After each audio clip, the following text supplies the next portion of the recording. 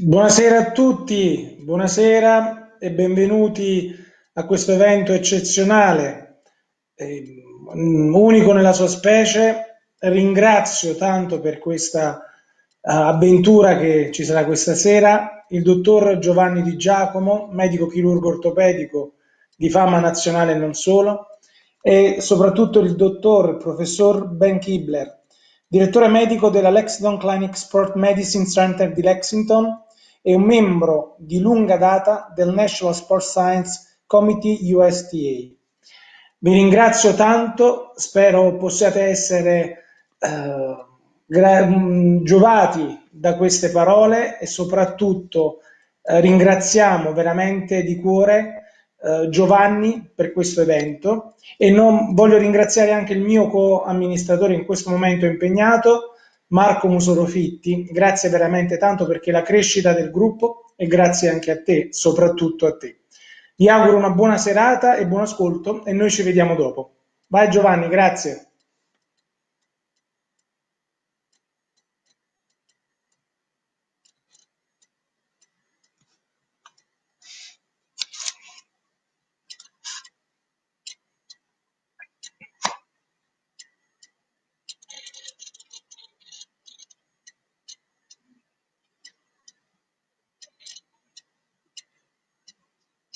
E noi ci vediamo dopo.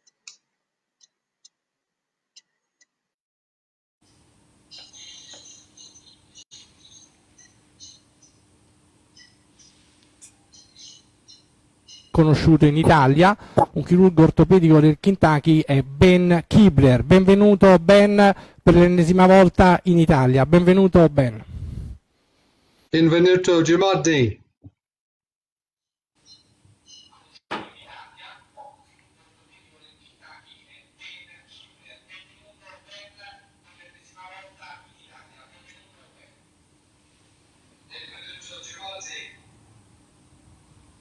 Medici dello sport sul territorio internazionale di poter ricevere dei messaggi. Quindi Ben, cominciamo in modo un po' tradizionale, una domanda dovuta è: perché sei diventato medico? Perché hai scelto la specializzazione in ortopedia? Qual è stato il tuo iter che tutti noi immaginiamo essersi svolto forse nel Kentucky, ma probabilmente, come si usa in America, la preparazione è un po' più itinerante? Ben, good evening. Take us an excursus of your medical career. How did you get orthopedic? Why you choose the shoulder and then the scapula? And which orthopedic influenced you the most? But let's get right into the scientific world, and not only. You are known as a scapula man. Could you explain, as you understood, that in addition to the glenar humeral, there was something more complex? It has been difficult for world surgeons to understand the concept of scapula thoracic. Yes, I got interested in orthopedics because I was a baseball player. Io mi sono interessato di questo perché sono stato un giocatore di baseball. Yes, and I understood that to throw the ball, you had to have not only the arm, but the shoulder blade as well to throw the ball.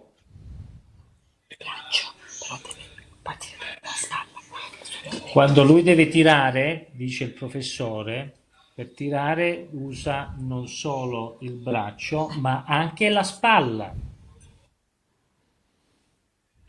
And nobody knew much about the scapula, so I figured I needed to learn about the scapula.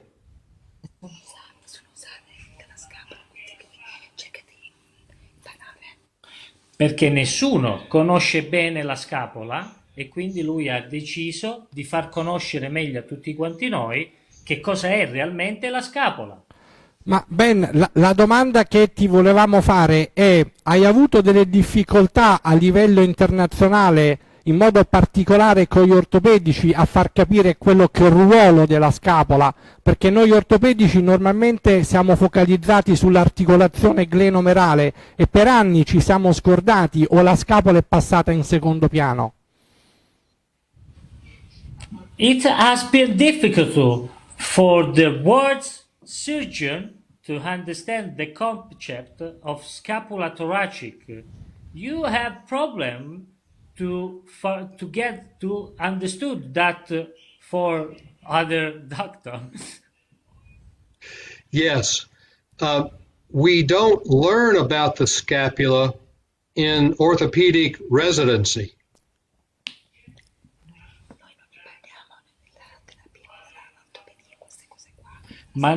Ma noi nell'ortopedia non impariamo queste cose al riguardo all'articolazione della scapola, al riguardo della scapola. E in effetti, Ben, tu hai insistito molto a spiegare come la spalla sia un anello di una catena cinetica complessa e ha insistito molto sul trasferimento dell'energia dal basso verso l'alto. E ho messo alcune slide che voglio far vedere. Questo è in onore tuo, perché sei stato definito Scapula Man.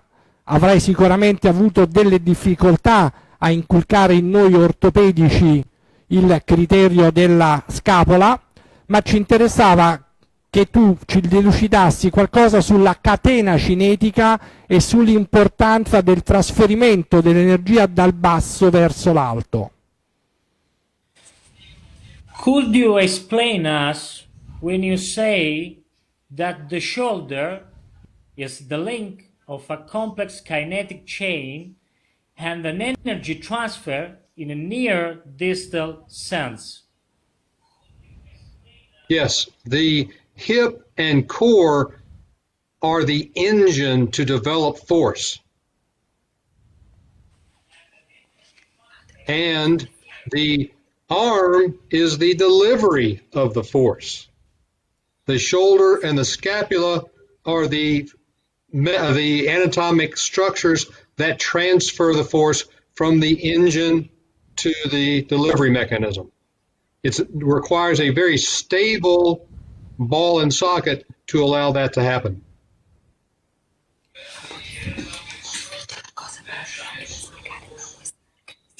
È un po' difficile da spiegare, ma anche questo rappresenta il meccanismo. Sì, Ben ha sottolineato l'importanza del trasferimento dell'energia dal basso verso l'alto, cioè lui ha sempre messo enfasi sul fatto che quando si fa un gesto atletico delicato come nel baseball o come nel tennis, il movimento non è solo intorno all'articolazione gleno-omerale, ma c'è tutto un link di anelli che formano la catena cinetica che trasferiscono l'energia dal basso verso l'alto. Questa catena cinetica è sotto il controllo propriocettivo e neuromuscolare, è quello che noi chiamiamo il gesto atletico, ma la qualità del gesto atletico permette di trasferire dal basso verso l'alto l'energia ed avere quello che noi chiamiamo il miglior metabolic cost. Che cos'è il miglior metabolic cost? Il miglior metabolic cost è spendere meno energia possibile per avere un gesto efficace dal punto di vista sportivo. Quindi, come vedremo dopo, il trasferimento dell'energia dal basso verso l'alto è fondamentale. Ben, I'm just speaking about what you wrote in a lot of your papers when you have explained how much is important to transfer the energy from proximal to distal, and the shoulder is only a ring of a very complex kinetic chain.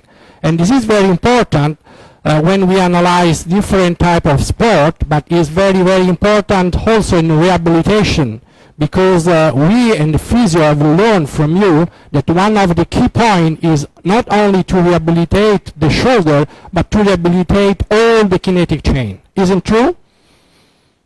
That is exactly correct. You have to rehabilitate each of the parts to do what they need to do, whether it's develop the force, transfer the force, or deliver the force. Each of the muscles have to do their part.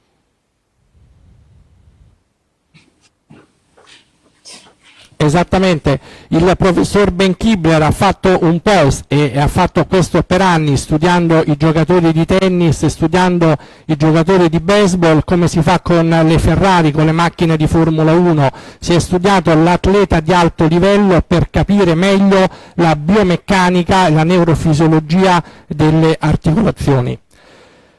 Ben, oltre la scapola, una domanda simpatica, ma tu hai anche altre passioni? Abbiamo visto che quando eri giovane giocavi a baseball, ma c'è qualche altro sport che hai nel cuore? Puoi tradurre, Vincent. Okay. Over the scapula, do you have other passions? Why do you like? Yes. Why do you like The tennis? scapula. Why do I like tennis? I love to play tennis. It's a great game to play. My wife plays it.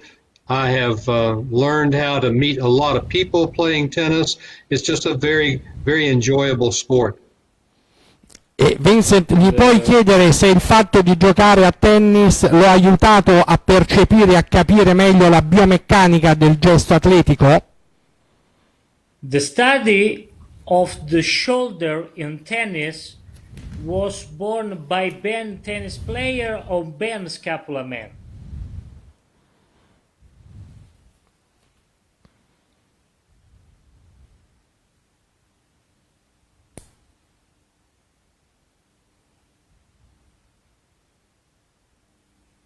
Ben? I'm sorry, what was the question? Yes. Yes. Vincent, ripeti la domanda, chiediti se il fatto di giocare a tennis lo ha aiutato e stimolato nello studiare e migliorare gli studi sulla spalla. The study of the shoulder in tennis was born by Ben tennis player or Ben scapula man? Yes, yes. The is both baseball and tennis are very important in studying the scapula. If you don't have a good scapula, then you cannot play tennis well or baseball. You cannot hit the ball or throw the ball well. You have to have a good scapula to control this. Tennis is a perfect example of why the scapula is important in the throwing motion. Ok. Lui dice, il professore dice che sostanzialmente lo sport, sia il tennis che il baseball, sono due sport dove la scapola viene messa in grossa compartecipazione e indica per l'appunto i movimenti contigui che possono fare insieme ai fini del gesto atletico di per sé. Allora, siccome ci stanno seguendo tanti appassionati anche del tennis, sapendo che Ben ha pubblicato tanto sul tennis, che cosa possiamo dire ai genitori e a quei giovani bimbi tra i 6 e i 9 anni che si avvicinano a uno sport che classicamente è asimmetrico? Ci sono dei vantaggi, ci sono degli svantaggi, c'è un qualcosa di preventivo? È corretto giocare il tennis per diventare dei campioni già a 6-7 anni o è meglio aspettare un'età un po' più avanzata? Ben? Okay, Professor, if you want to give advice to young tennis player, maybe 6 or 10 years old, and for their parents about tennis, because tennis is an asymmetric sport, he has advantages and disadvantages, and in this sport we can find the compensation about children during play tennis. Yes, it is very important for children to know about the motion of the arm. They can do this very well. They should learn this first before they learn about the legs, because the legs are weak in children. So this motion through here is very important to allow the correct mechanics. Ok, è importante quindi acquisire il movimento delle braccia innanzitutto, perché poi sostanzialmente quello delle gambe, il professore dice, è un po' più debole, quindi sostanzialmente è fondamentale che i bambini acquisiscano e pratichino soprattutto lo sport perché acquisiscano la giusta tecnica. Ben, tu come me hai avuto l'opportunità di lavorare per tanti anni nel tennis, di seguire dal punto di vista clinico e anche di studio diversi atleti professionisti. Oltre me e Todd, insieme abbiamo scritto un libro, l'unico libro che c'è sulla tennis medicine. Hai qualche ricordo, qualche aneddoto nell'ambiente del tennis o qualche altra equipe, qualche collega internazionale con il quale hai approfondito questi studi che vuoi ricordare? Ok, Prof. Can you give us an anecdote in the world of tennis, your nice memory, and there is a team outside of Todd and Dr. Di Giacomo with you collaborated in ATP and WTA? Yes, we, Dr. Di Giacomo and I have been friends for many years about tennis. We co-edited this book. It's the best book to understand the sports medicine of tennis that has been put together. I need to congratulate Dr. Di Giacomo on the extreme good work that he did for this book. Allora, loro hanno collaborato insieme col dottor Di Giacomo e il professor Kibler a stilare questo libro, che è stato un libro estremamente importante in merito al tennis e alla disciplina che rappresenta il tennis. Todd, dunque, Ben, ho avuto diversi anni fa il privilegio, Ben, nel Kentucky a Lexington ero con un fisioterapista, con Pier Giorgio Luciani, di partecipare a un close meeting organizzato proprio da te, da Ben Kibler, nel quale è stato coniato per la prima volta il termine di discinesia scapolo-toracica, un termine che poi è un obbligo, è diventato una pietra miliare nell'ambito riabilitativo e chirurgico. Ci puoi spiegare in termini semplici da una parte, ma anche un po' più complessi, che cos'è la discinesia scapolo-toracica, Ben? Grazie. Dr. Di Giacomo had the privilege to participate some years ago in Lexington, where the term of dyskinesia scapular-thoracica was born. Explain us in a simple and a complex way, what does it mean? There is a more important muscle group in the shoulder. Yes, scapular dyskinesis means that the scapula, instead of moving smoothly, it tends to tilt or rotate so that it affects how well the arm can move. The serratus anterior and the lower trapezius appear to be the most important muscles to make the scapula move the way it should, rather than do the dyskinetic patterns.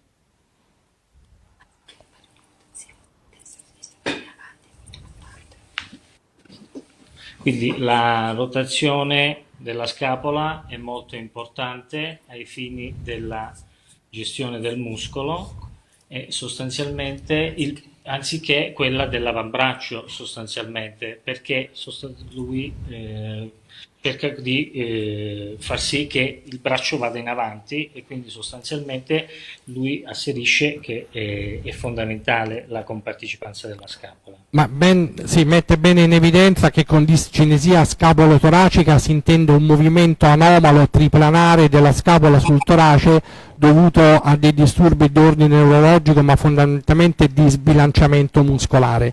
Una domanda, Vincent, che mi piacerebbe enfatizzare: se ci fa una lista delle cause più frequenti proprio di discinesia scapolo-toracica e se esistono dei test per valutarla. Ok, could you speak about the causes of dyskinesia scapular thoracica and clinic to evaluate them. Explain us something, Prof. Yes.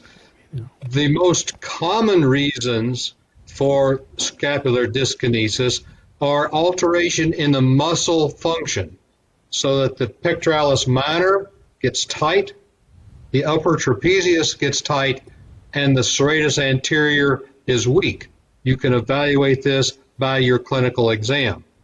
Also, problems in the shoulder joint, rotator cuff injury, labral injury will also cause that problem with scapular dyskinesis.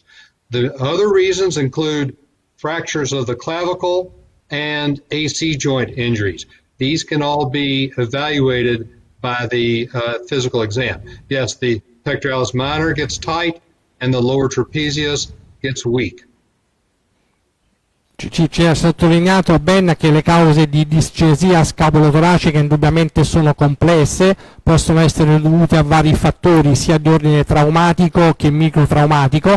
Microtraumatico, per esempio, ha parlato delle slap lesion, delle instabilità, dei distacchi del cercine, quelle più palesemente traumatiche invece ha fatto il classico esempio della frattura di clavicola. Ben, can you explain us? Ci puoi spiegare per favore che cos'è il breaking of kinetic chain, cioè l'interruzione della catena cinetica? Which is the meaning of breaking of kinetic chain? Yes, the kinetic chain will be broken if one of the parts are not working right. It may be hip and core stability that is missing. It may be scapular position that is missing, or it can be arm problems that are missing. Somewhere along the kinetic chain, if there's something not working, then the whole kinetic chain does not work as well as it should. Chiaramente con la rottura della catena cinetica, ancora meglio interruzione della catena cinetica, Ben Kibler sottolinea che basta che un anello solo della catena cinetica, per esempio nel tennis, va dal contatto del piede con il suolo fino al contatto della racchetta con la pallina, quindi una catena cinetica che passa attraverso la caviglia, il ginocchio, la core stability, la scapola toracica, la glenomerale, il gomito, il polso e la racchetta. Basta che un anello della catena cinetica non funzioni correttamente, questo trasferimento di energia viene interrotto e quindi si ha un gesto meno efficace. E una delle problematiche e una delle complessità del nostro lavoro, sia in ambito fisiatrico che riabilitativo che ortopedico, è quello di cercare di individuare quello che è il reale colpevole. Ben, can you explain us if there is some special test to evaluate the scapulothoracic motion, please? Gli ho chiesto se c'è qualche test adatto proprio per individuare il culprit, il colpevole che interrompe la catena cinetica. Yes, the first way to look and evaluate the scapula is just to look at the position from behind. Make sure that the scapula are symmetrical in position. You then have the patient move the arms up and down 3 times, and you watch and see if the scapula tilts. If it does, then that is a scapular dyskinesis. About half of the time, the core is weak, and so if you have them stabilize their hips, then the scapula will stay where it's supposed to be. So then you use these 2 tests that you're showing here, the scapular assist test, scapular retraction test, which puts the scapula in the right position, and you'll notice that the arm function is much improved. This tells you that the scapular dyskinesis has something to do with the shoulder pain. Perfetto, queste, se torniamo sulle foto che abbiamo fatto vedere, Ben Kibler in questo dialogo sta mettendo molto in evidenza 2 test in particolare, uno l'SRT e uno l'SAT. Sono dei test dove, per farla in modo estremamente semplice, la mano dell'esaminatore si sostituisce fondamentalmente al basso trapezio e al dentato anteriore, che sono 2 muscoli importanti nell'upward rotation e nel tilt posteriore della scapola. Se se i sintomi con questi test si riducono, normalmente il sintomo del dolore, anche se ci sono delle minime lesioni di cuffia, si enfatizza un trattamento riabilitativo che viene mirato alla core stability e alla stabilizzazione chiaramente della scapola toracica. In quest'altro filmato ho fatto proprio vedere sulla sinistra come l'energia viene trasferita correttamente, invece basta che uno degli anelli, che può essere A, B o C, sia interrotto, l'energia non viene trasferita più nel modo appropriato. Quindi esistono dei test per valutare la stabilità del core, dei test importanti per valutare la core stability. Next question. La prossima domanda è cruciale, è molto importante. Ben, ci spieghi se è la lesione della cuffia dei rotatori che porta alla discinesia o è la discinesia che porta alla lesione della cuffia dei rotatori? Vincent, vuoi tradurgli questa domanda gentilmente? Ok, allora, dove siamo? La domanda numero, però, dottore, mi scusi, mi perdoni che avevo... Okay, the question is, Ben, do you think that is the scapulothoracic dyskinesia that lead to the calf tear, or is the calf tear because the scapulothoracic dyskinesia? I think it can happen both ways, but I'm pretty sure that the scapular dyskinesis does create compression on the rotator cuff, which adds to the injury. There's been some very good studies that have shown that this loss of scapular retraction creates enough pressure on the rotator cuff to cause rotator cuff injury. Ha detto proprio che ci sono diversi studi, è un po' il concetto se è nato prima l'uovo o la gallina, però lui è convinto, e su questo ha fatto diverse ricerche, che la mancata retrazione, il mancato tilt, come si vede proprio questo in filmato, della scapola, la mancata retrazione, facciamo riandare il filmato un momento che è interessante, vedete bene come un'instabilità scapolotoracica sotto l'azione del deltoide riduce in modo dinamico la compliance subacromiale, un concetto che appartiene a Ben, che a me ha insegnato tanto, il concetto proprio di impingement dinamico, cioè ancora purtroppo ci sono delle credenze che l'impingement sia dovuto all'acromion uncinato, all'acromion di tipo C, invece molto probabilmente è proprio una disfunzione, quella che Ben ha chiamato la discinesia scapolotoracica, l'instabilità della scapola che crea una diminuzione dinamica dello spazio subacromiale e crea proprio quello che viene chiamato l'impingement subacromiale. Ben, can you explain us which is the meaning of functional adaptation e biomechanical maladaptation? Sto chiedendo a Ben Kibler se ci mette in evidenza un altro concetto molto interessante, che è quello di adattamento funzionale ma maladattamento biomeccanico. Ben, ci puoi commentare questa slide?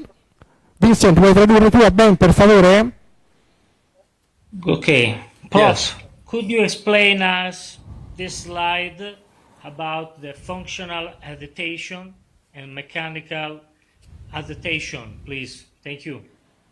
Yes, the best example is shoulder rotation. As a result of doing this motion in throwing, the posterior shoulder muscles and capsule get tight. This is the functional adaptation. However, that functional adaptation then causes the ball to not stay in the socket and tends to slide around inside the socket, therefore giving the biomechanical problem of impingement inside the joint. So this alteration in motion creates the biomechanical problem. Il concetto di adattamento funzionale e maladattamento biomeccanico è molto interessante. Per tradurlo in termini semplici, che cosa vuol dire? Che molti atleti, ad esempio se degli atleti stiamo parlando, a volte hanno un gesto atletico che è funzionale, cioè raggiungono l'obiettivo, ma non è corretto dal punto di vista biomeccanico per problematiche agli arti inferiori, per core instability, per instabilità scapolotoracica o proprio per difetti anche di rotazione interna in abduzione, il famoso GORD, che sarebbe la contrattura selettiva posteriore inferiore che è tipica degli atleti d'alto livello. Chiaramente questo è un maladattamento biomeccanico che magari non si nota inizialmente e poi comincia a manifestarsi con il dolore. È il maladattamento biomeccanico che nel tempo porta alla lesione anatomica. Ecco perché la prevenzione, attraverso gli studi che ha fatto Ben Kibler, Todd Ellenbecker ed altri ricercatori, è fondamentale proprio per evitare che gli atleti si adattino alla biomeccanica non corretta, e la ricerca chiaramente di queste interruzioni della catena cinetica da studiare sono estremamente complesse.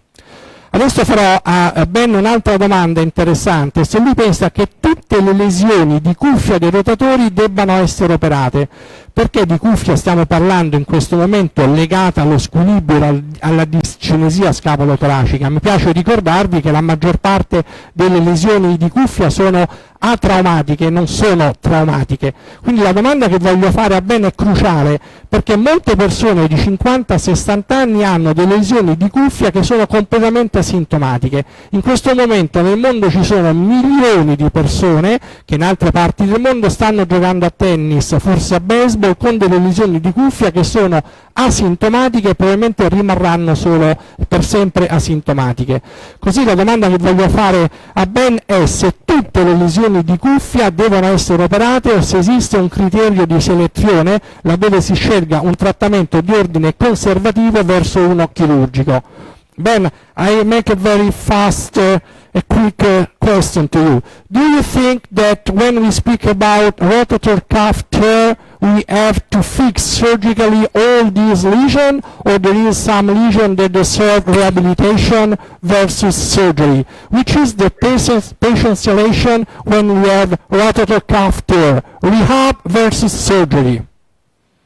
Yes, I think there's a certain group of rotator cuff tear patients who will do very well if you control the scapular motion, get the acromion back out of the way, allow the others of the rotator cuff to hold the ball in the socket. You can tell that by doing that scapular assist test and the scapular retraction test. The ones that improve their function can at least have a chance to improve with rehabilitation. Not all will do this, but a certain percentage will. Dr. Kuhn has shown very well that a large percentage of patients with proven rotator cuff tears will do well with a therapy program. About 20% will need surgery. The rest can usually get by without needing surgery early on as you start your rehabilitation. Questa è una risposta molto interessante. Noi come chirurghi, almeno personalmente io e il mio team, facciamo molta attenzione alla indicazione chirurgica anche quando sul referto di risonanza magnetica, che ormai è un classico, nei soggetti uomini o donne di 50-60 anni c'è il referto con lesioni di cuffia, per due ordini di motivi. Nelle donne in particolare una lesione di cuffia intraparenchimale e una lesione parziale viene confusa con una capsulite adesiva in fase 1, quindi sono dei pazienti che non vanno assolutamente operati. Ma faceva un'osservazione interessantissima Ben, che molti di quei pazienti che non fanno magari un'attività sportiva importante, dove la lesione di cuffia non interessi l'arto dominante, anche se c'è una lesione di cuffia, e in particolare le lesioni crescent, che sono quelle che rimangono circoscritte all'interno tendenzialmente del sovraspinoso, se rispondono bene ai test di core stability, di stabilizzazione scapulo-toracica, molto spesso con un buon trattamento riabilitativo vengono tolte dalle mani dei chirurghi, hanno un ottimo risultato di ordine funzionale anche in termini di dolore e quindi recuperano molto bene. E un altro messaggio che ha dato Kuhn nel suo lavoro è che tendenzialmente i pazienti che rispondono meglio al trattamento riabilitativo sono quelli che hanno un approccio psicologico favorevole alla riabilitazione, quindi il paziente che si convince di provare a evitare l'intervento, che ha un approccio favorevole, cioè si pone in modo positivo, e questo è importante per voi fisioterapisti, si pone in modo positivo nei confronti del riabilitatore, spesso è un successo. Però c'è una domanda che voglio fare a Ben. Ben, when we treat with rehabilitation these patients that have a cuff tear and they play tennis, what about the progression of the lesion? Sto chiedendo a Ben. Va benissimo, questi soggetti diventano asintomatici, ma la lesione dal punto di vista anatomico rimane. E che cosa succede se questa lesione dovesse progredire, are all the lesion going to progress and become surgical? It may very well do that.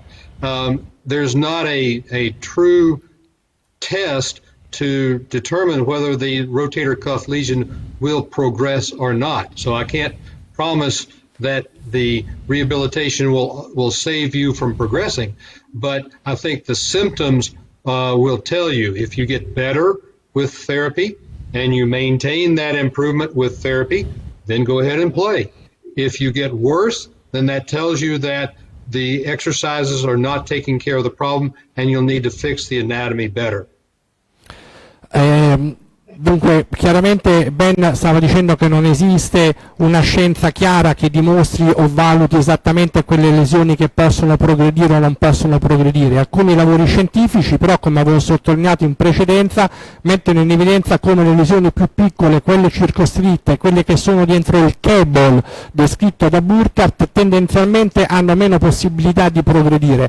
Però chiaramente esistono tantissimi fattori esterni come la genetica, la qualità del tessuto, se l'arte è dominante, non dominante, il fumo, il diabete, malattie concomitanti. Quindi la letteratura su questo ancora non ha chiarito. Invece forse la letteratura ci ha chiarito di più sulla prossima domanda che farò a Ben, cioè quando c'è un interessamento del capo lungo del bicipite, se lui tratta sempre il bicipite ed eventualmente se ci fosse una lesione del capo lungo del bicipite, un'instabilità del bicipite, qual è il trattamento di elezione. Ben, when we have an anterior superior lesion of the calf, very often we have a biceps involvement, like instability or tear in the biceps.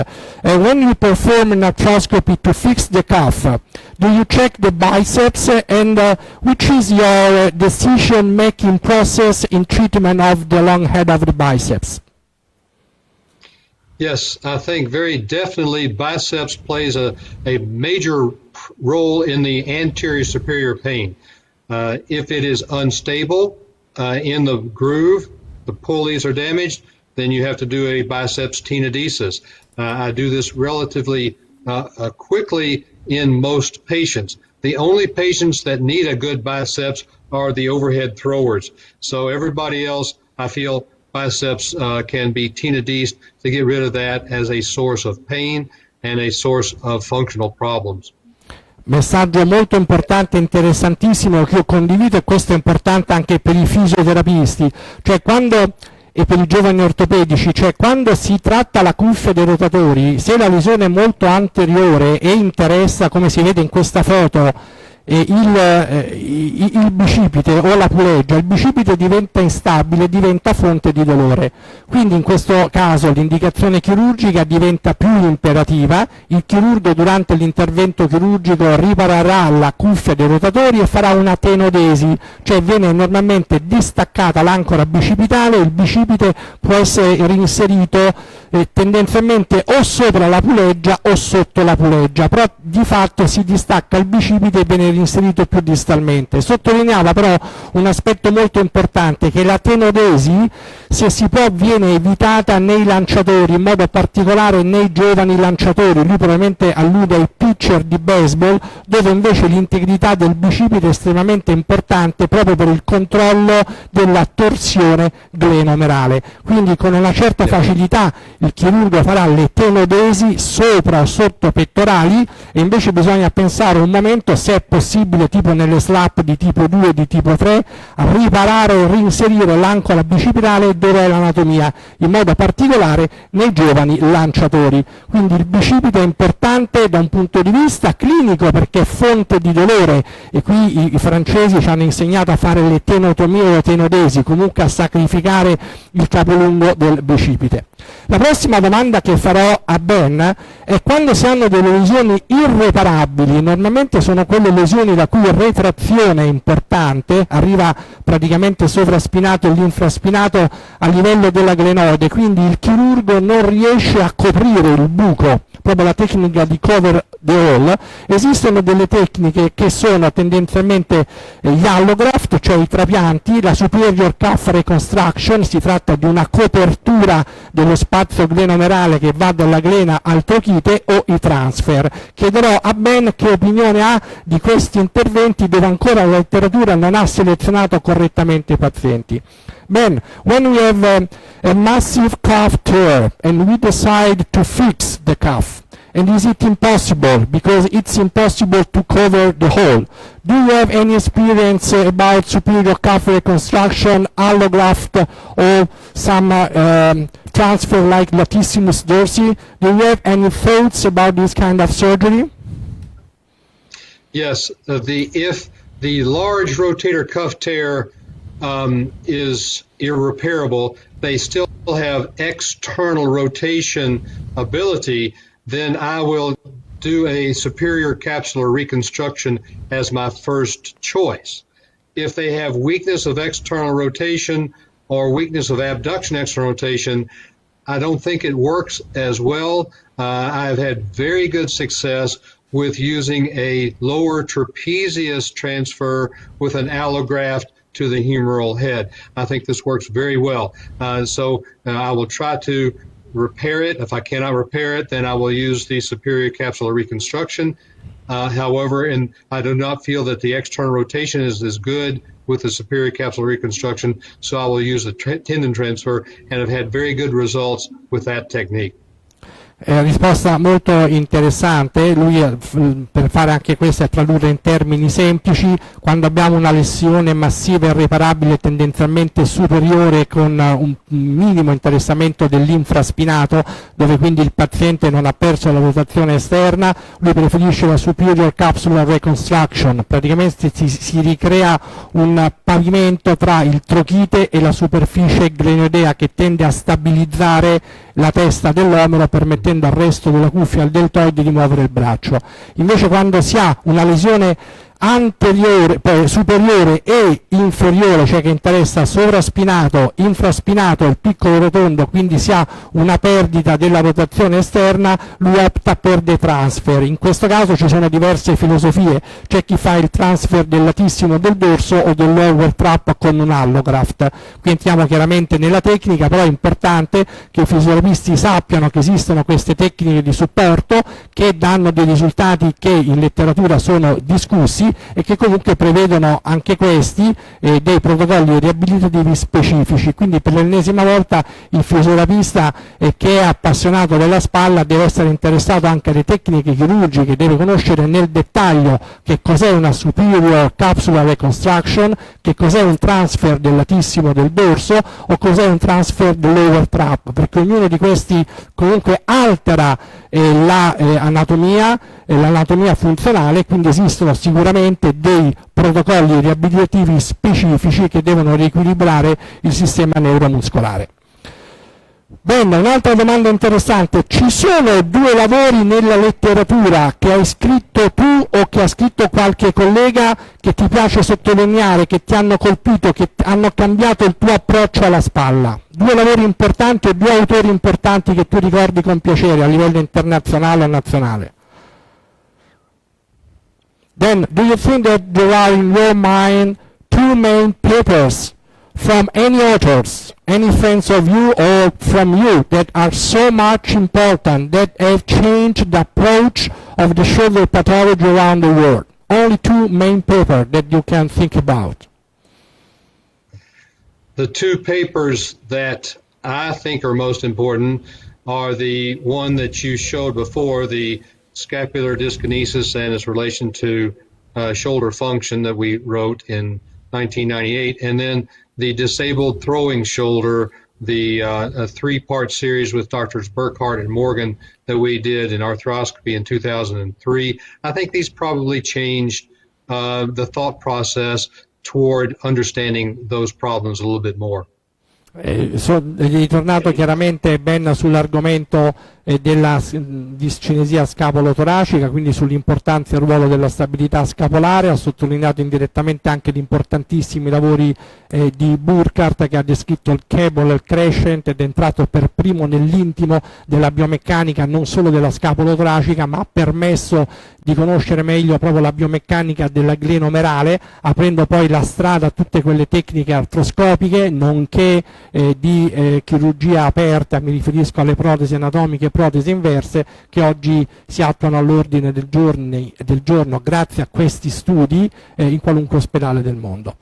Rilassiamoci un momento, some relax. Ben, can you explain tell us something about the Kentucky?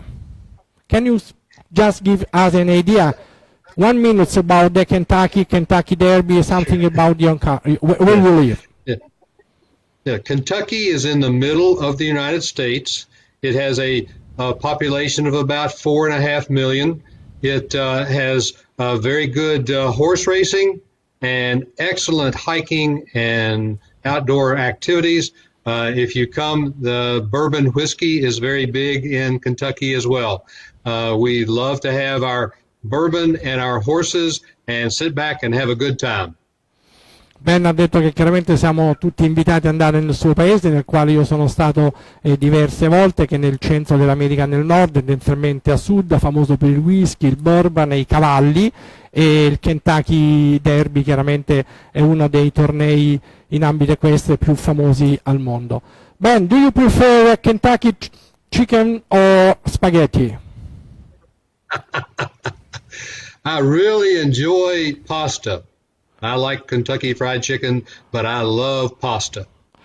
And what about restaurant? You are many years that you travel and you are invited in many meetings around the world. Ben chiaramente è invitato da tanti anni come speaker intorno al mondo, ma is there some special restaurant you would like to go back? C'è qualche ristorante nel mondo dove hai mangiato bene e ti farebbe piacere tornare per l'arte culinaria? Is there some restaurant you would like to go back? Yes. One of my two favorite restaurants in the entire world is the Cafe Archeologica there in Roma. It's very good. I love it. I go there every time. Ho fatto questa battuta perché Ben è stato ospite nostro e di tanti fisioterapisti in Italia, spesso a Roma. Lui ama l'antica Roma e quindi è stato ospite di questo ristorante al quale facciamo una pubblicità in diretta. Si chiama L'Archeologia. Non è un mio ristorante, ve lo sottolineo, però si mangia bene sull'Appia antica e Ben è stato impressionato perché questo ristorante ha delle cantine di buon vino nei sotterranei. Ma let's go back to our job. And this is a very interesting picture. Questa è una foto molto interessante. Ben, you know what I'm asking to you. What do you think about the treatment of shoulder instability with Latarjet technique? Sto chiedendo a Ben che cosa pensa della tecnica di Latarjet, cioè il transfer della coracoide nel trattamento della instabilità traumatica recidivante antero-inferiore. Sorrido perché Ben chiaramente è un anatomista, lui rispetta tantissimo la scapola, tanto da essere denominato proprio, come dicevamo all'inizio, Scapula Man, ed è ovvio che la Latarjet al mondo è conosciuta like non anatomical surgery, cioè una tecnica non anatomica perché prevede l'osteotomia della coracoide, che è un po' il faro della spalla. Si inseriscono una serie di legamenti, il coro acromiale, il coro comerale, il tendine comune, il piccolo pettorale, quindi è una parte, un'apofisi della scapola estremamente importante. Ben, why you don't enjoy so much? What do you think about the Latarjet technique? Well, a Latarjet technique basically is good if you have a piece of bone missing. If you don't have a piece of bone missing, then the Latarjet is not necessary to fix the anatomical problem. The bad part of the Latarjet, as you mentioned, is that you're taking this piece of bone and you're moving it so that the arm cannot do the normal activities that it is meant to do. In my experience, the reason why a anterior shoulder Bankart repair fails is because the surgeon missed the posterior Bankart component. I think that the body will, if you don't have any bone loss, the body will dissolve the piece of coracoid because it's not necessary. I think it's the wrong operation to do if you don't have any bone loss. Risposta interessantissima, ci sarebbe chiaramente, cari amici, da fare un convegno su quello che ha detto Ben. Lui è stato molto sintetico, la mia domanda era provocatoria, perché voi sapete benissimo che i francesi e anche gli italiani con la latargé sono abbastanza aggressivi, invece lui è stato molto didattico, dice che la latargé nasce fondamentalmente quando abbiamo dei bone loss glenidei, fondamentalmente esclusiva per le lesioni off track, laddove la heel sax si ingaggia facilmente con il bone loss glenideo. Quindi in sintesi lui ripone l'osso là dove manca, quindi quando abbiamo delle percentuali intorno al 18, 20, 22% di glenoid bone loss. E dice che quando fallisce invece la plastica capsulo-legamentosa artroscopica, e su questo per me ha perfettamente ragione, è perché i chirurghi a volte sottovalutano la banda posteriore del legamento glenomerale inferiore, e in effetti la didattica vuole che quando noi ripariamo una lesione di Bankart, il chirurgo come una maca deve ritensionare la parte antero-inferiore ma anche la parte postero-inferiore. Dice che una parte degli insuccessi potrebbe essere legata proprio a questo fatto.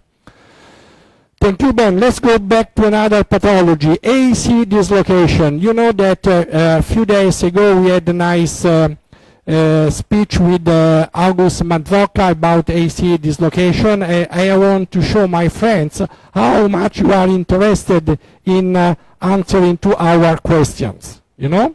And my questions is, after the translation, I am asking you, which is the treatment of AC dislocation, the acute one? We have grade 1, grade 2, grade 3, 4 and 5. And which is the algorithm of treatment in this kind of dislocation? Io sto chiedendo a Ben un altro tipo di patologia, che è la lussazione acromion claveare, che si suddivide in 5 gradi. Sapete bene che il primo e secondo grado c'è il tasto di pianoforte, il terzo grado in cui si ha un insieme di lesioni del conoide, trapezoide e acromion claveare superiore è una lesione più complessa, ma anche qui ci sono scuole tendenzialmente diverse, ci sono delle scuole più aggressive che tendono a riparare il grado 3, invece delle scuole un po' più conservative, forse la maggioranza, che invece tendono a essere conservative. So, Ben, which is your surgical behavior when there is a surgical indication in the AC dislocation? Yes. Come?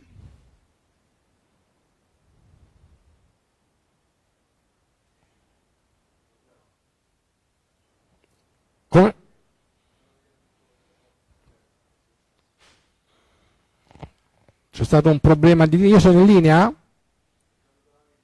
Sì, stiamo cercando di recuperare la linea con Ben.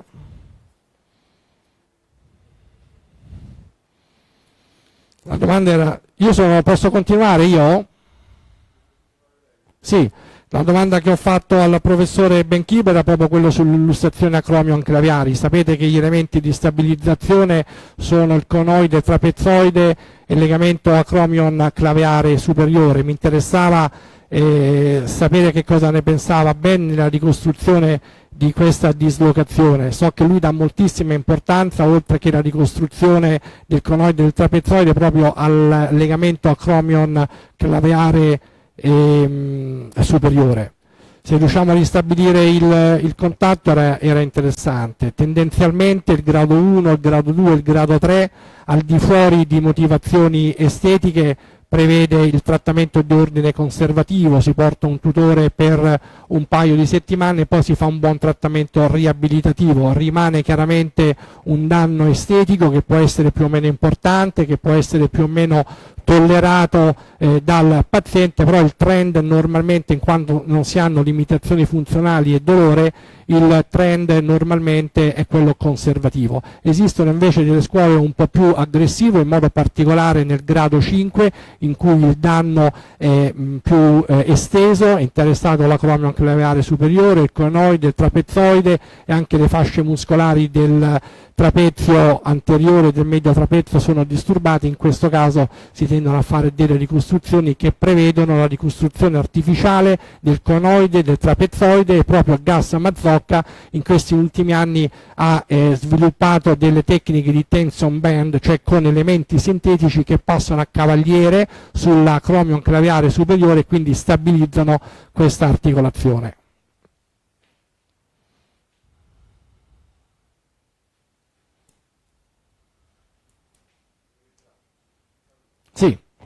e quindi si sta riconnettendo.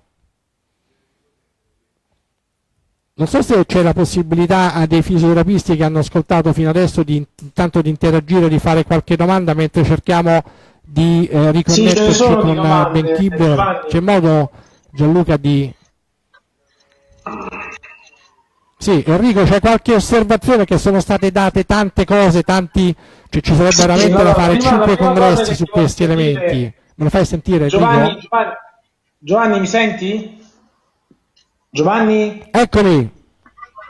Giovanni, complimenti perché sei un autotraduttore bravissimo, veramente, perché Vincenzo poi è andato un po' nel pallone e mi scuso per questa cosa. Comunque complimenti, è una dialettica. Ma non penso che sia andato nel pallone, Vincenzo, è che mi sono reso conto che sono delle cose ad alto contenuto tecnico, che quindi sono delle cose che mastichi ogni giorno, diventa veramente difficile, quindi non è sicuramente una defiance di efficienza, che anzi tra l'altro ringrazio tantissimo per la collaborazizione. Hai qualche domanda, qualche cosa su cui potremmo scambiare delle opinioni? Tante, no? Questa DL, allora, ci sono lesioni alla capsula articolare che tecniche che si possono fare? Se ci sono studi sulla ricostruzione in 3D con staminali o in altro modo da parte di Eleo e Eleonora. Ma dunque, a ricostruire con le cellule staminali siamo un po' nell'ambito un ambito futuristico, diciamo che ancora la ricostruzione tissutale è proprio a livello sperimentale.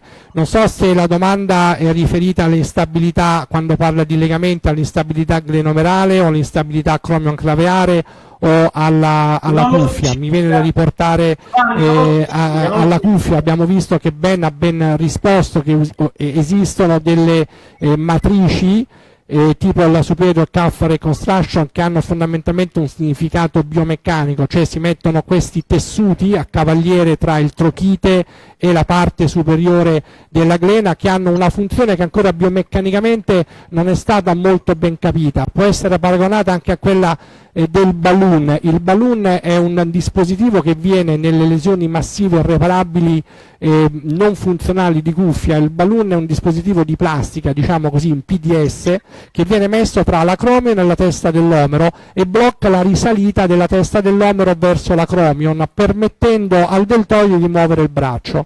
Si tratta di ricostruire una sorta di protesi inversa di ordine biologico, però la biomeccanica ancora di questa superior cuff reconstruction ideata da Miata ancora non è nota, però ci sono dei vari report che portano, quando il paziente è selezionato correttamente, degli ottimi risultati clinici, e Ben Kibler ha messo in evidenza proprio che la selezione del paziente deve discriminare nelle lesioni massive di cuffia tra quei pazienti che hanno solo una lesione superiore massiva e reparabile, dove non c'è deficit della rotazione esterna, da quei pazienti che invece hanno una lesione superiore che si estende anche posteriormente, che quindi interessa sovraspinato, infraspinato e piccolo rotondo.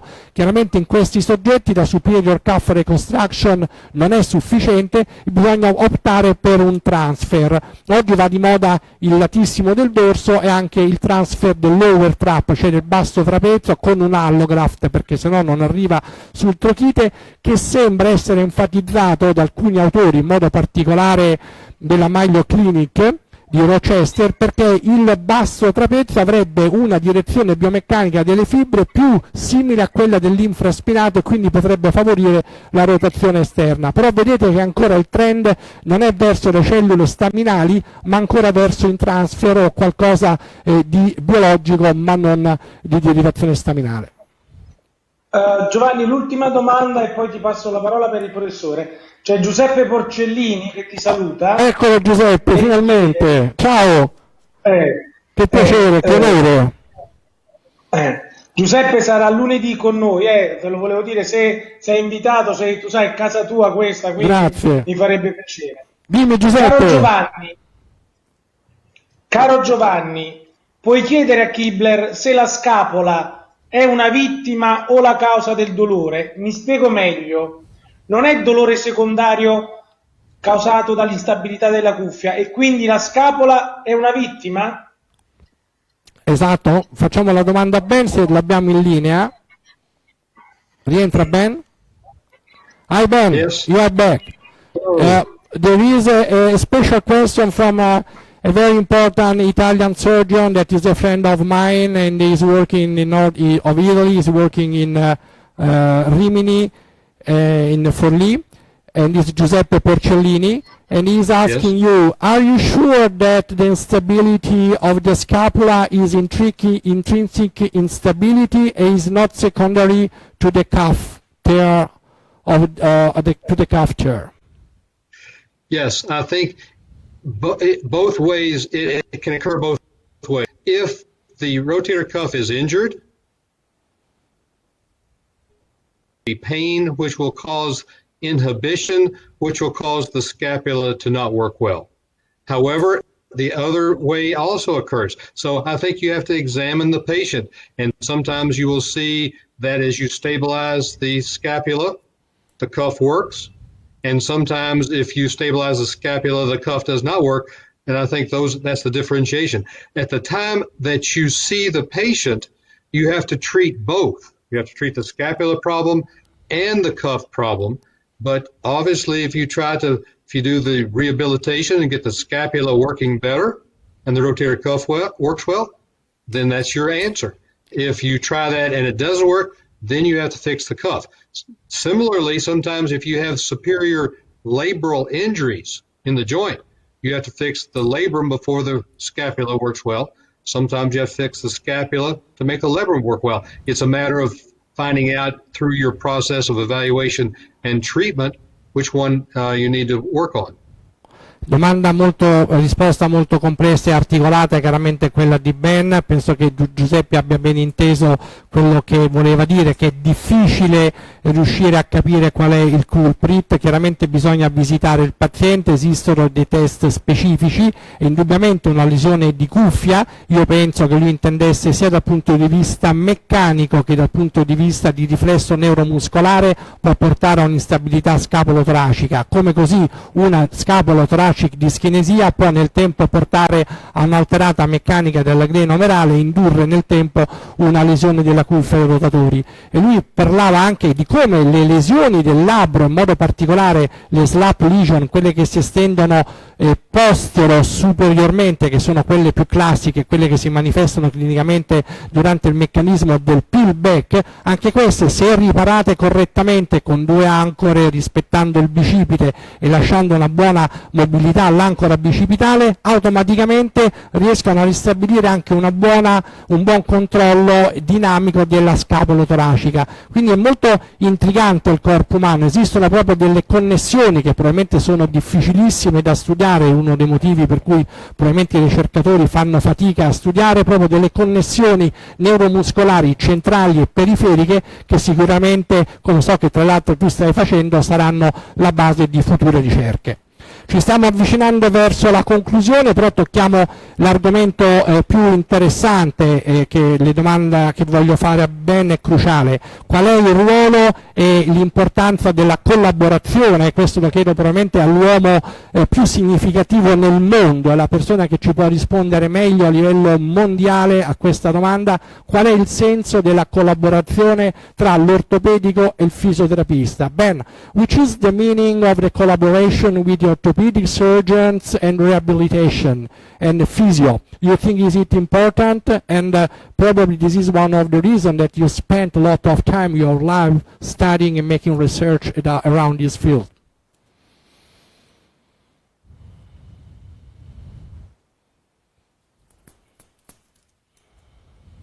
Return to activities. The orthopedic surgeon needs to fix the anatomy. You got to fix the rotator cuff injury or the labral injury or the biceps tendonitis. We have to fix the anatomy so that the physiology can work. And we don't fix the physiology. The physical therapists fix the physiology, and then we determine what the functional return is. So we both have to do the job. They can't do the job without us fixing it. We can't do the job without them doing their part to get them back to normal. The physical therapists are so very to the success of our surgical treatments. Chiaramente ha sottolineato un aspetto sul quale alcune scuole italiane e europee si stanno battendo da anni proprio la collaborazione culturale e clinica e di trattamento tra la figura dell'ortopedico e quella del fisioterapista, che sono esattamente complementari. C'è un buon team di fisioterapisti, non può prescindere da un'ottima equipe ortopedica, ma un'ottima equipe ortopedica, il messaggio che vuole dare Ben, non può prescindere da fisioterapisti appassionati che studiano, che si aggiornano e che conoscono bene la materia e non ultima anche le tecniche chirurgiche. Abbiamo visto prima un esempio della superior cuff reconstruction, del transfer del latissimo del dorso, del transfer dell'over trap, cioè tutti interventi estremamente delicati, ormai non più rarissimi, che però prevedono dei protocolli specifici che devono essere conosciuti e costruiti di intesa tra le equipe riabilitative e le equipe ortopediche. Ben, another question. What do you think about modalities? Giovanni, so therefore... Scusa la voce.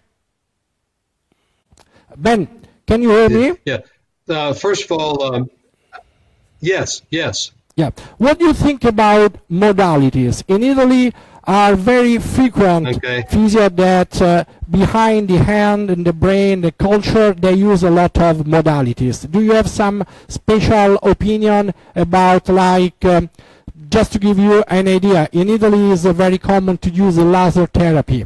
That is an antalgic therapy, and it's very frequent almost in Rome, but in most of Italy, to have these modalities as support of physical therapy. Is the same in the States, and do you have some special modalities to advise us? Do you trust in modalities or you don't?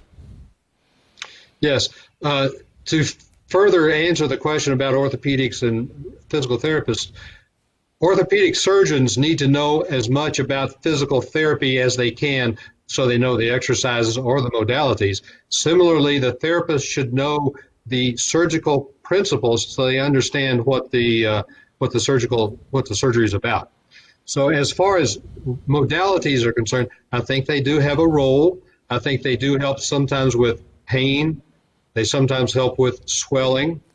Occasionally they will help build some strength up. They are only a part of the treatment. We don't use modalities in the United States as much as I think are used in Italy. We don't use laser much at all. We use maybe the ultrasound or the electrical stimulation a little bit more.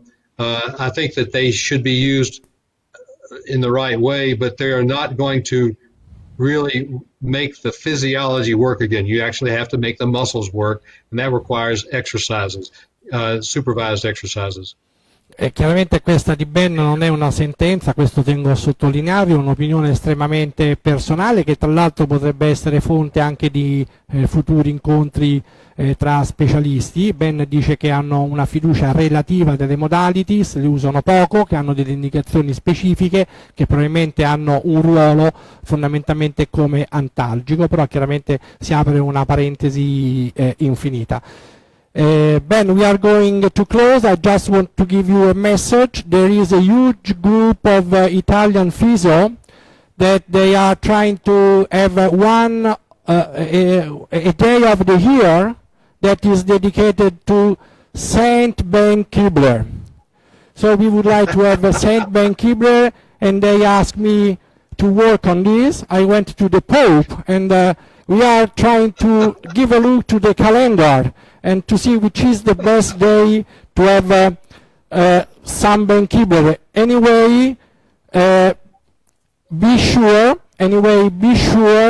that I will try to speak with our Pope, and anyway, any physio in his own studio as a Santino with your face, because we are sure that having in our mind Ben Kibler every day in our office, of course, is something that we have to think about. And I speak in the name of a lot of physio, a lot of doctors from Italy, and of course we are grateful to you for the stimulus and for everything that you have taught to us, not only in Italy but around the world, not only about the surgery, not only about the biomechanics, but also like a style of life. Thank you very much, Ben, for everything you did for all the physicians and doctors around the world, and especially for me. Thank you very much, Ben. You are very welcome in Italy for the next meeting. And I give you the last words, and there is some questions also for the physio that are in contact with us now. Okay. Well, Giovanni, once again, thank you so very much for inviting me. It's been my extreme pleasure, and I look forward to seeing you again. I don't think I'm quite as much of a saint as is pictured there, but thank you very much for the honor. And I look forward to seeing all of you all sometime in the near future. Okay. Thank you, Ben. Just a moment for some questions. Marco, ci sono delle domande? Sì, per Ben. E Marco, purtroppo Enrico. non sei, ci sono io, Giovanni. Enrico, non ti sento. Enrico in linea, scusami. Enrico, ci sono delle domande? No, fa nulla. Molti mi chiamano Marco, quindi non ci sono problemi. No, allora, Eugenio Zigarelli, che pensa il professor Kibler della mobilizzazione della scapola? Se mobilizzarla e in quale caso si dovrebbe mobilizzare? Poi... Gliene facciamo una alla volta. Sì, ok, scusa. Okay, Ben, they are asking you, some physio, what do you think about scapulothoracic passive mobilization? Is it important? If it's stiff, you need to move it. I don't see that often. I think it's more of a muscle weak, but sometimes you do have to do a thoracic rib mobilization. You can do a little bit of mobilization. You have to get the pectoralis minor loose. I think that's the main muscle that gets tight. Sometimes the serratus gets tight, and you can do some mobilization. But once again, all that does is set up the situation to make the muscles work. You actually, once again, have to make the muscles control themselves to hold the scapula in the right position. So as part of this, yes, but as the real reason for doing this is just to get the muscles to work in a scapular retraction position. La risposta è molto interessante, perché quello che intende lui con mobilizzazione della scapola toracica non è una mobilizzazione abnorme senza un significato, un razionale della scapola toracica, ma fondamentalmente Ben intende, è importante uno stretching, quello che lui chiama il wind up, cioè un allungamento del piccolo pettorale per cercare di riposizionare le scapole in retrazione, e dà più importanza al ritmo glenomerale scapolo-toracico coordinato, quindi al ripristino, come dicevamo all'inizio, muscolare della catena cinetica integrata. Prego. Grazie. Come ultima domanda, questa l'abbiamo fatta. Eleonora specificava che la domanda fatta prima era per la scapolo-toracica. Un attimo solo. Allora, c'è Victor Naula che dice: il DET può essere il periodo che manca nella classificazione di NIR? Il DET. Non so, andiamo un po' più sul semplice, già ci complichiamo. Ciao Victor! Non lo so, infatti, non ho capito cosa di cinesia, non so, perché è un acronimo, non l'ha specificato, però. Se può specificarlo, DET che cosa intende? No, poi non ce ne sono più. Bene, allora ne approfittiamo per salutare Ben. Salutaci Ben il Kentucky, saluto tutti gli amici che ci hanno avuto la pazienza di seguire fino adesso, ringrazio Vincent per la collaborazione e ci vediamo fra 2 settimane con un altro ospite di eccellenza che mi fa piacere se lo presenti tu, Enrico. Chi sarà il prossimo ospite fra 2 settimane? Allora, fra 2 settimane il 15 Tordellenberger sarà una cosa eccezionale, spettacolare, con Giovanni Di Giacomo, il Tordellenberger, e Giovanni, tu ci porti sempre i più grandi qui e ti siamo veramente grati per tutto quello che stai facendo per noi, per il gruppo e per tutto il mondo della fisioterapia e della riabilitazione. Veramente stavo parlando prima con Elena telefonicamente, ho detto: ho capito perché Elena quando parla è così praticamente logorroica, nel senso positivo. Ho detto perché per stare a contatto con Giovanni Di Giacomo devi stare a 1000, altrimenti resti indietro. Veramente ti faccio i complimenti al professore Kibler, per l'amor di Dio, ma tu Giovanni sei un'eroina, veramente da poco hai finito di operare, sei sceso, sei venuto qui, traduci, fai domande, tutto, complimenti, chapeau, No, veramente. ma io vi ringrazio, anzi vi scuso a tutti coloro che hanno partecipato al webinar se ci sono delle impasse di ordine tecnico, però voi capite che è un contatto, non è il nostro lavoro chiaramente questo, il nostro lavoro per fortuna rimane in sala operatoria, vi garantisco che facciamo il nostro lavoro meglio in sala operatoria o negli studi di fisioterapia che come giornalisti o come direttori del TG, però ci divertiamo, questo ci stimola, ci dà l'onore di condividere tante nuove nozioni ed avere degli ospiti eccezionali che non sono solo degli ospiti ma sono degli amici. Ancora grazie e big hug to Ben, ciao da Roma, ciao dall'Italia, ciao Ben, grazie a tutti, grazie Enrico, grazie Marco. Ciao Giovanni. Nice to meet you.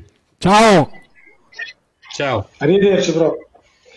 Allora Giovanni, tu ci dovevi dire qualcosa inerente al Vaticano? No, adesso vado a dormire perché abbiamo fatto una bella faticata stasera e dobbiamo fare un mezzo congresso, però ci siamo divertiti, insomma, dai. Grazie ragazzi, però la prossima volta venite qua pure voi e vi metto in mezzo anche a voi. Sì, va benissimo, promesso lo facciamo veramente, stiamo tutti quanti assieme. Ok. Ciao Ciao a tutti. Giovanni. Ciao ragazzi. Buona serata, ciao.